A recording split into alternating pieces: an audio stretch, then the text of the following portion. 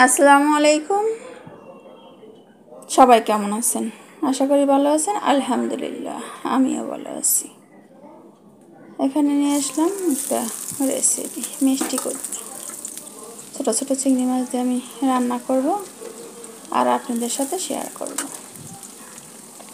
এখানে সব মশলার উপকরণগুলো দিয়ে দিতেছি। আদা, রসুন বাটা, জিরা বাটা, হলুদ, ফাঁকি, মরিচ ফাঁকি, এগুলো সবগুলো দিয়ে আমি রান্না করব মিষ্টি কুমড়া আর চিংড়ি মাছ।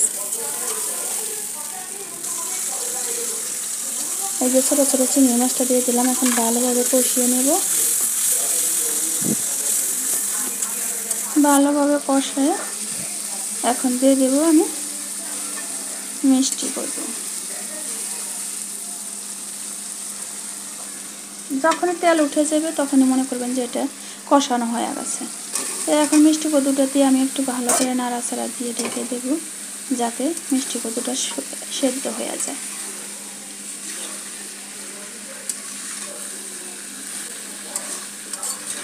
মিক্সার করে দিলাম সবগুলাই একসাথে, আর একটু ঢেকে দেবো 5 মিনিটের জন্য। 5 মিনিট পর চলে আসলাম। এটা কোনে কোনেভাবে হয়েছে, আর একবার ঢেকে দেবো। একটু নাড়াচাড়া দিয়ে একটু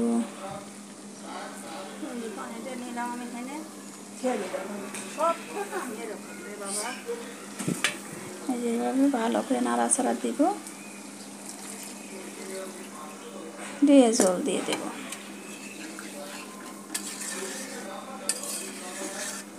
এখন জল দিয়ে দিলাম যে এই পানিটা যেন সেদ্ধ হয়ে যায়।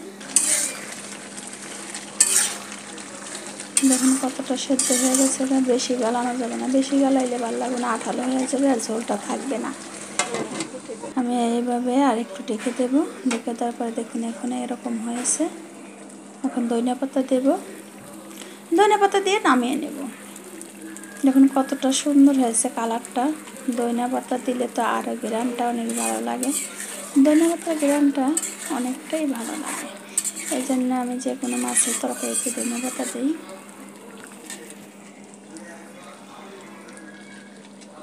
এখন হয়ে গেল আমার রেসিপিটা। কার কেমন লাগলো জানিয়ে দেবেন, আর সাবস্ক্রাইব করে দেবেন, লাইক কমেন্ট শেয়ার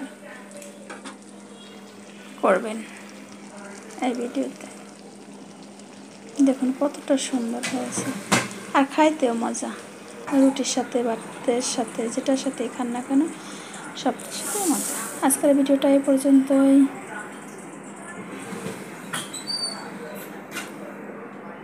আল্লাহ হাফেজ। যদি কারা ভালো লেগে থাকে কমেন্টে সব কিছু বলে দেবেন।